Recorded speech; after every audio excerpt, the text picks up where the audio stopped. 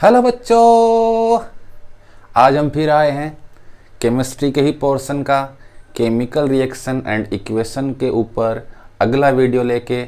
इस टॉपिक पे मैंने इंट्रोडक्शन वीडियो है वो बना दिया है, आप लोगों तक पहुंच गया होगा। अगर नहीं पहुंचा है तो इसी वीडियो के डिस्क्रिप्शन में उस वीडियो का लिंक है, वो पड़ा पड़ा तरस रहा है आपके क्लिक के लिए, तो जाइए क्लिक कीजिए और पीछे का वीडियो देखिए। अगर नहीं देखा है तो और आगे से शुरुआत करते हैं हम। वीडियो नंबर 2, चैप्टर नंबर वही है, लेक्चर नंबर 2, ठीक है। तो हेडिंग का आप वही रखनी है, आपको क्या रखना है, केमिकल रिएक्शन एंड इक्वेशन। ये है टॉपिक का नाम जो हम चला रखा है हमने कल से, यही, ठीक है। इसके बारे में बेसिक बातें या इंट्रोडक्शन हमने कल ले लिया था, कोई दिक्कत नहीं है, क्लियर है। आगे देखते हैं। देखो बच्चों, इसमें जो हमें मोस्टली पढ़ना है वो पढ़ना है केमिकल रिएक्शंस के बारे में, कि केमिकल रिएक्शन क्या होती हैं, कितने टाइप की होती हैं, किस तरह से एग्जाम्पल हमें सॉल्व करने हैं, किस तरह से हमें उनको आइडेंटिफाई करना है, क्या उनकी डेफिनेशंस होती हैं। ऐसी तमाम हम बातें केमिकल रिएक्शन में करेंगे। मतलब हमें ये कह सकते हैं कि केमिकल रिएक्शन के ऊपर बहुत बड़ी और बहुत लंबे दिनों तक बातें करनी है। लेकिन इसमें जो सबसे बड़ी और सबसे, या कहें कि सबसे इजीली अगर हमको समझ सकें, या जो छोटा पोर्शन है, वो है बच्चों केमिकल इक्वेशन का। तो आज मैंने ये सोचा है कि केमिकल इक्वेशन को हम थोड़ा सा कवर अप कर दें, उसके बाद इस पूरे चैप्टर में हमें केमिकल इक्वेशन पढ़ने की जरूरत नहीं पड़ेगी, ठीक है। तो आज हम जो स्टार्ट करने वाले हैं बच्चों, वो हम बात करेंगे केमिकल इक्वेशन के बारे में। तो आप इसकी सब यूनिट या सब टाइटल या सब टॉपिक आप लगा के लिख सकते हैं, केमिकल इक्वेशन क्या होता है। इसी के ऊपर आज हम बात करेंगे, ये वीडियो आज इसी के ऊपर चलेगा।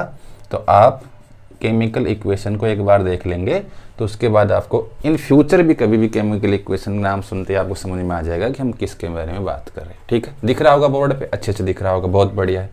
तो अपनी कॉपी पेन नोटबुक उठा लीजिए और लिखना स्टार्ट कर दीजिए मेरे साथ, क्लियर है।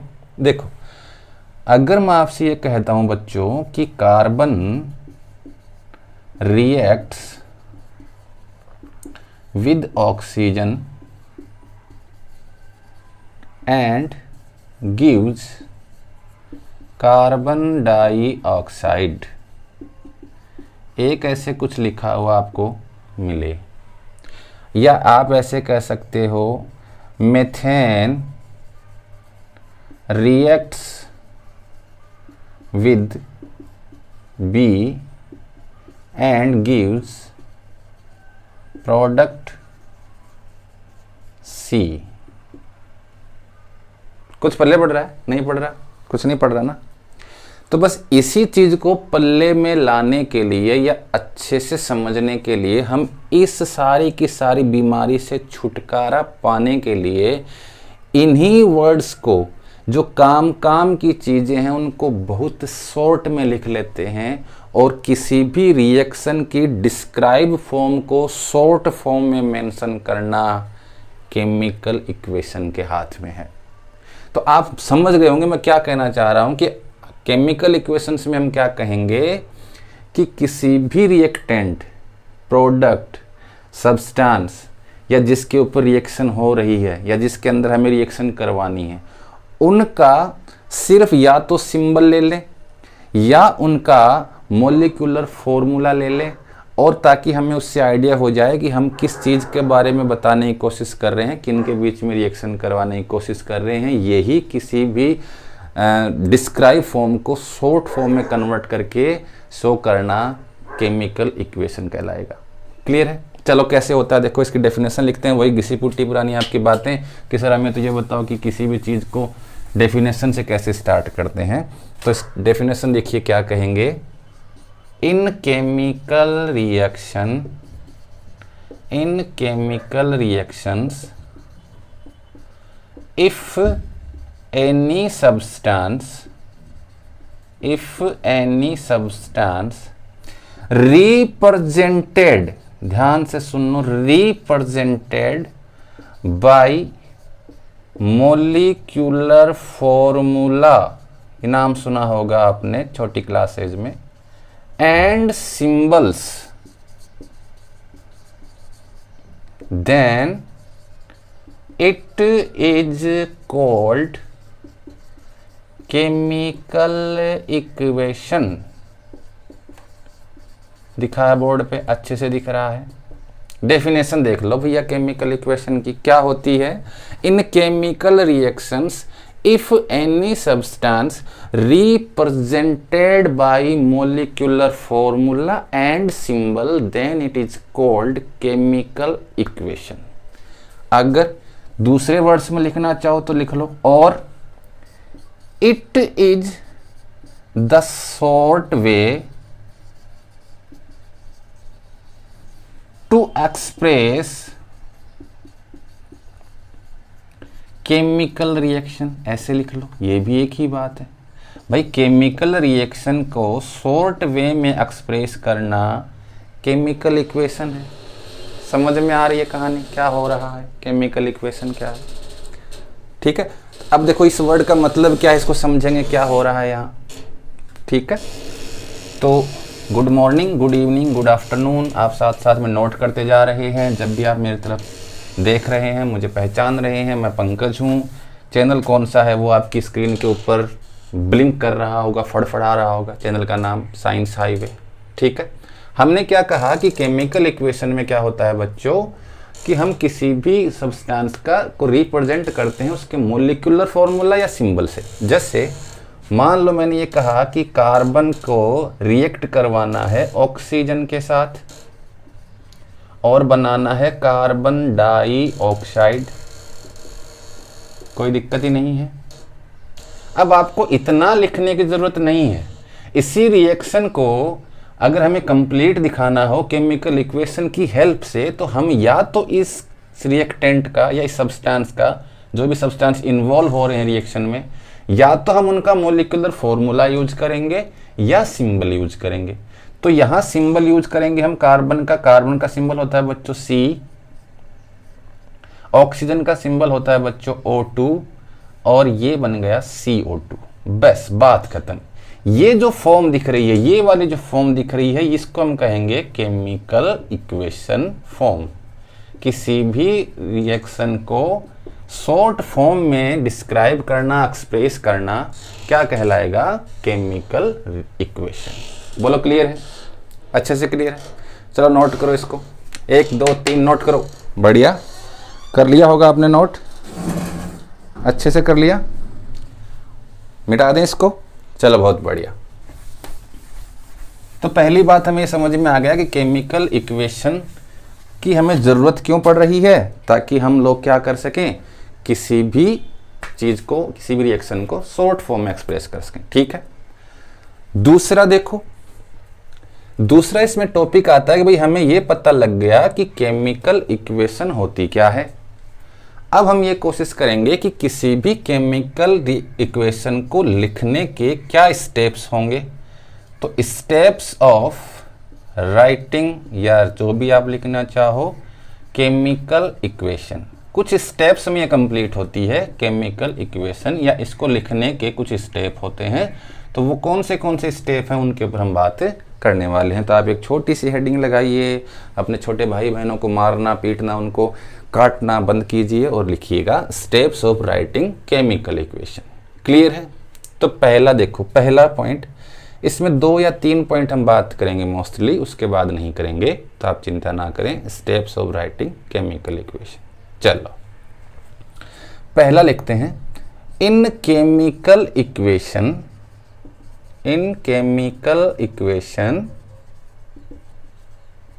फर्स्ट रिएक्टेंट्स, ये रिएक्टेंट क्या होता है,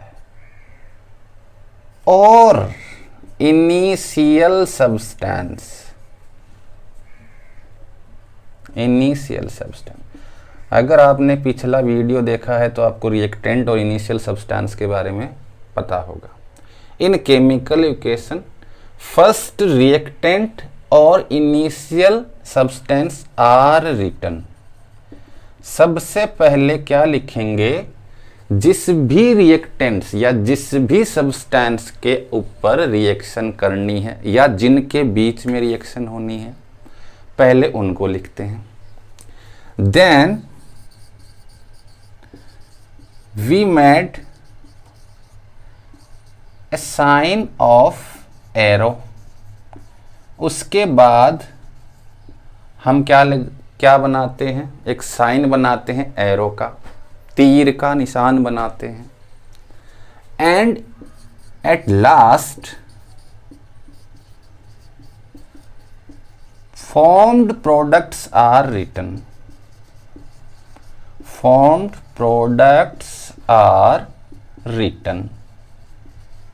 इसका मतलब समझिए, केमिकल इक्वेशन में सबसे पहले रिएक्टेंट लिखते हैं जिसी को हम इनिशियल सब्सटेंस कह रहे हैं, उसके बाद एरो का निशान लगाते हैं और उसके बाद उस इनिशियल सब्सटेंस या रिएक्टेंट से जो फॉर्म्ड प्रोडक्ट बना है वो प्रोडक्ट लिखते हैं।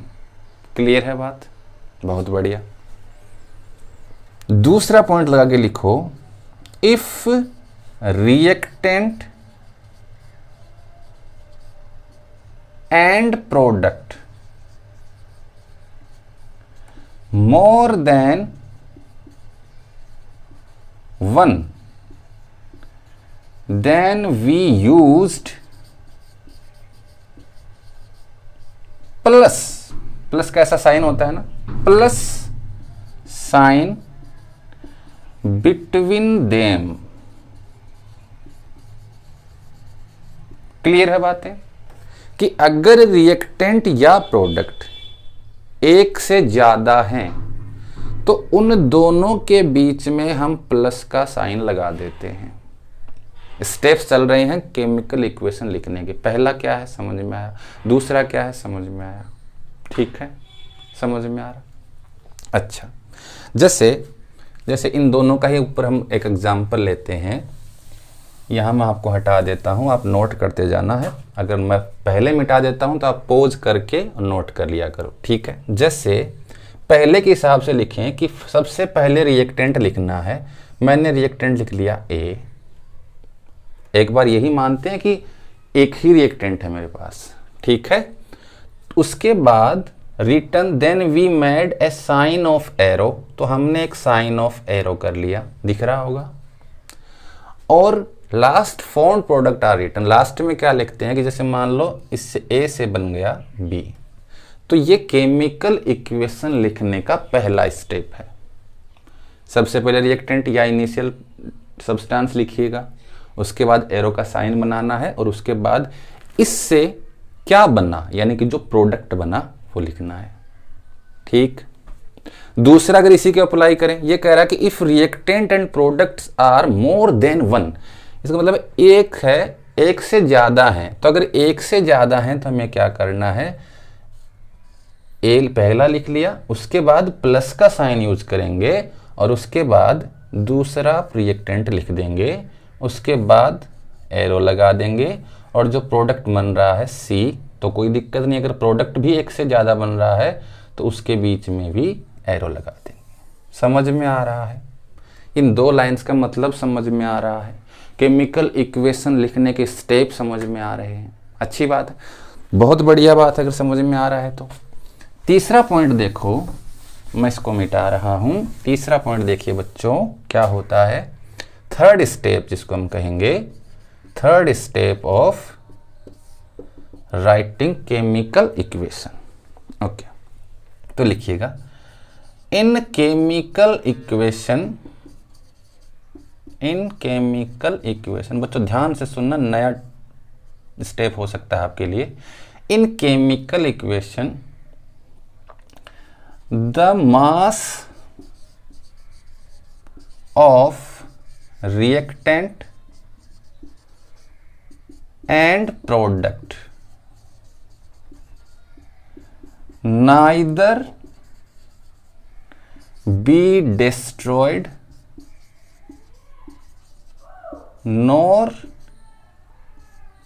formed।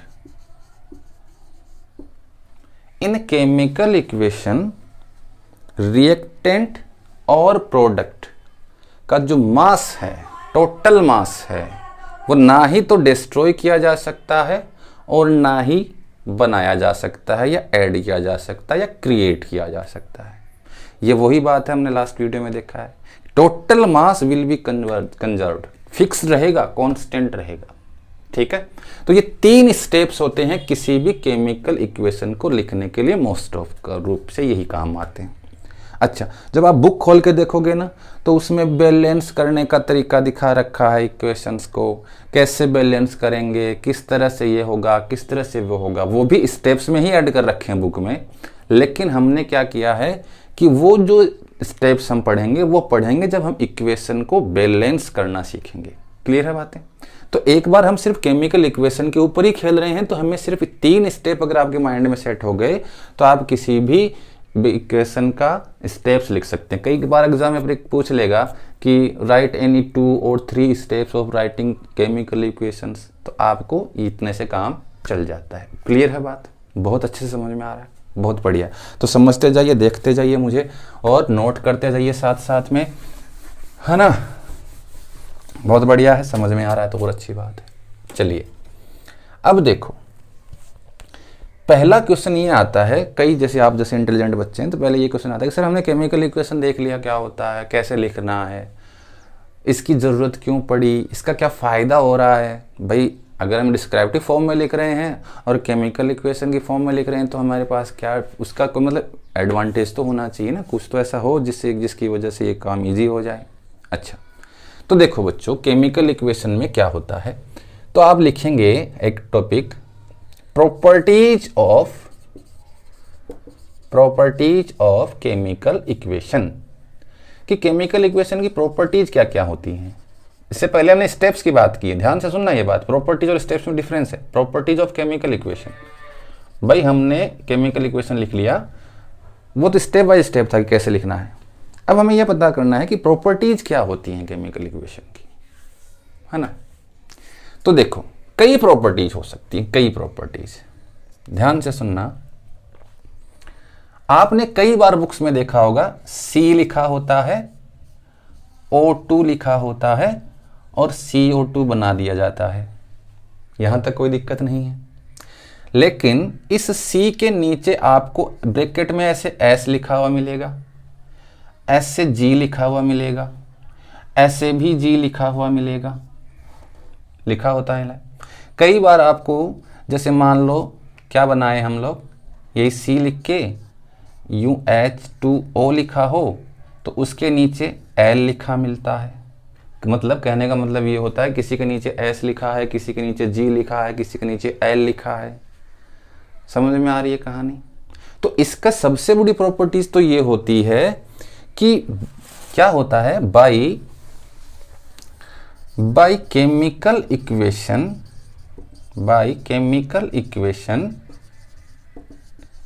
we can identify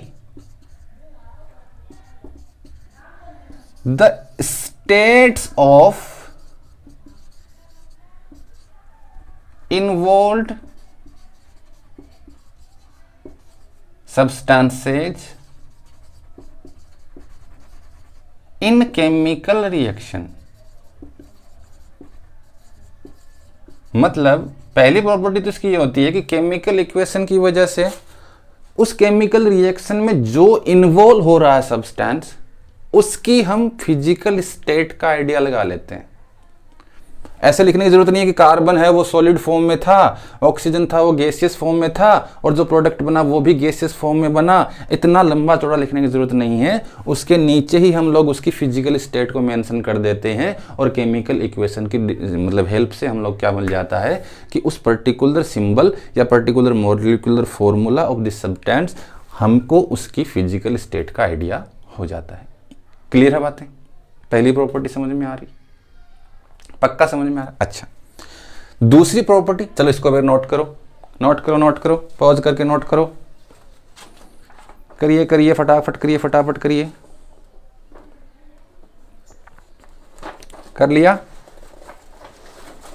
अच्छे से कर लिया क्या? बहुत बढ़िया, हटा दें। चलिए, पहली property.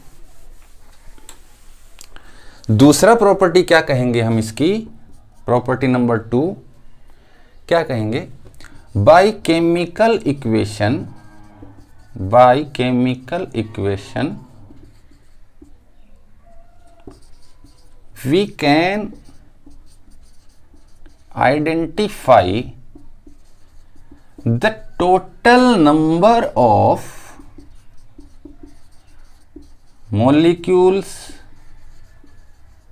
atoms of the involved substance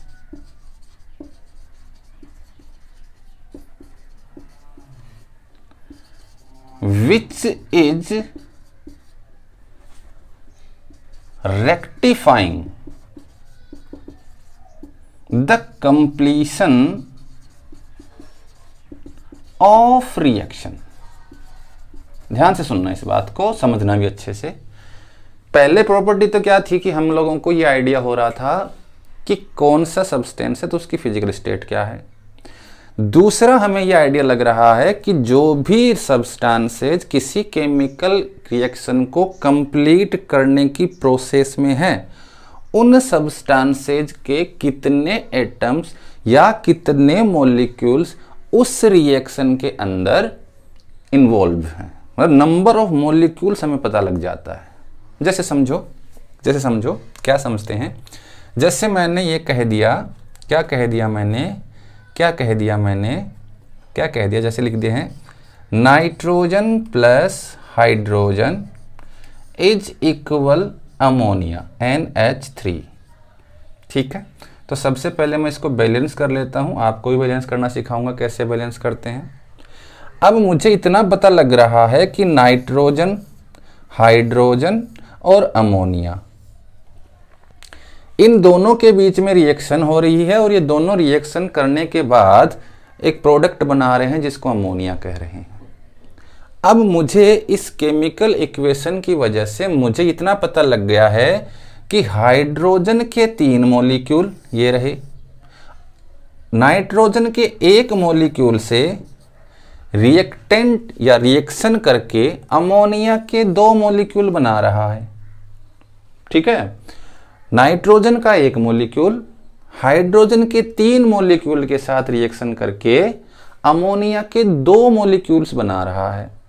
तो ये आइडिया हमें कहां से लग रहा है? केमिकल इक्वेशन की हेल्प से मिल रहा है। क्या कह रहा है? Total number of molecules and atoms the involved substance, मतलब कौन से सब्सटेंस इसमें इन्वॉल्व हुए हैं और उनके कितने मॉलिक्यूल या एटम्स उस रिएक्शन को कंप्लीट कर रहे हैं।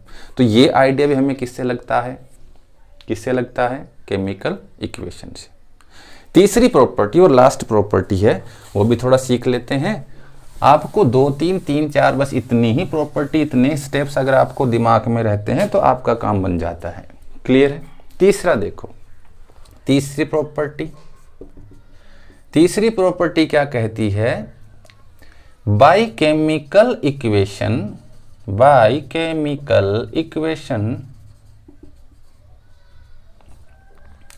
we can find the need of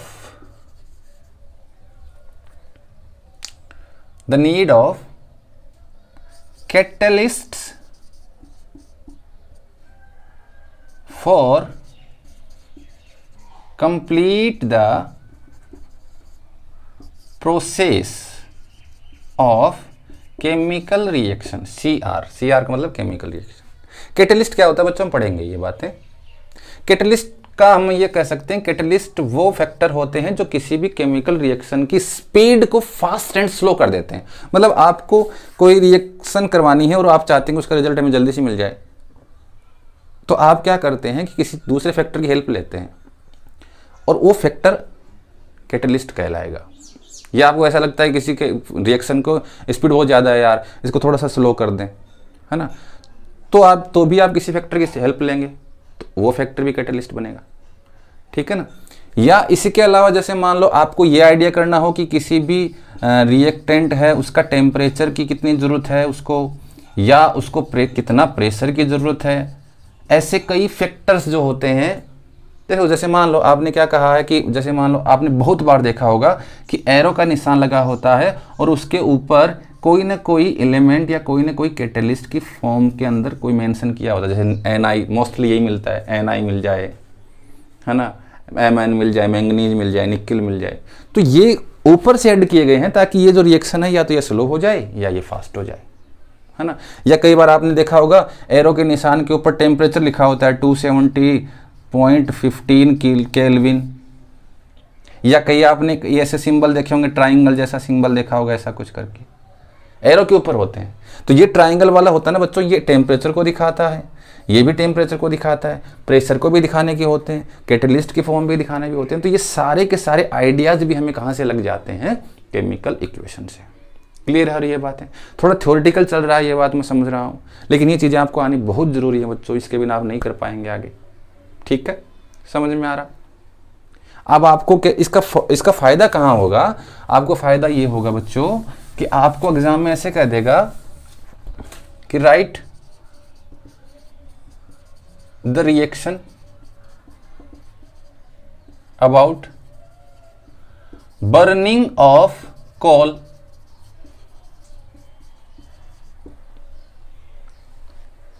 क्या हुआ, समझ में नहीं आया? Write the reaction about burning of coal.